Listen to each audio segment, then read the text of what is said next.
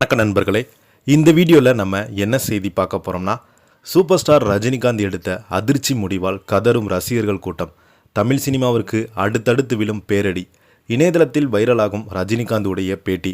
வாங்க என்ன தகவல்னு பார்க்கலாம். முதன்முறையாக நம்ம சேனலை பார்க்குறீங்கன்னா சப்ஸ்கிரைப் பண்ணாதவங்களா சப்ஸ்கிரைப் பண்ணிக்கோங்க. பெல் பட்டன் சிம்பல் அமைக்கி நம்ம சேனலோட நோட்டிஃபிகேஷனை எனபிள் பண்ணிக்கோங்க. நாங்கள் போடுற வீடியோ எல்லாமே உங்களுக்கு உடனுக்குடனே வந்து சேரும். வாங்க என்ன தகவல்னு பார்க்கலாம். தமிழ் சினிமாவில் முன்னணி நடிகரான ரஜினிகாந்த் தனது 50 ஆண்டுகளாக திரைப்பயணத்தை வெற்றிகரமாக நிறைவு செய்து 75 வயதிலும் தொடர்ந்து புதிய படங்களை நடித்து வருகிறார். இந்த நிலையில் அவரது 175வது திரைப்படத்தில் திரையுலகிற்கு விடை கொடுக்கலாம் என்ற தகவல் சினிமா வட்டாரங்களில் பரவி ரசிகர்களுடைய கவனத்தை ஈர்த்துள்ளது. இது குறித்த அதிகாரப்பூர்வமான அறிவிப்பு எதுவுமே வெளியாகலை.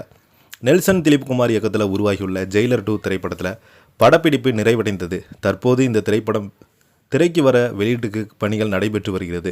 இதையடுத்து இயக்குனர் அஸ்வந்த் மாரிமுத்து இயக்கத்தில் உருவாக தர்மன் திரைப்படத்தில் மாசான மருத்துவர் கதாபாத்திரத்தில் ரஜினிகாந்த் நடித்து வருகிறார். இந்த படம் அவரது 173வது திரைப்படமாகும். தர்மன் படத்தை தொடர்ந்து மீண்டும் நெல்சன் திலீப்குமார் இயக்கத்தில் உலகநாயகன் கமலஹாசனுடன் இணைந்து ரஜினி தனது 174வது படத்தில் நடிக்க இருப்பதாக சொல்லப்படுகிறது. இந்த கூட்டணி குறித்து தகவல் ரசிகர்கள் மத்தியில் மிகுந்த எதிர்பார்ப்பை உருவாகியுள்ளது.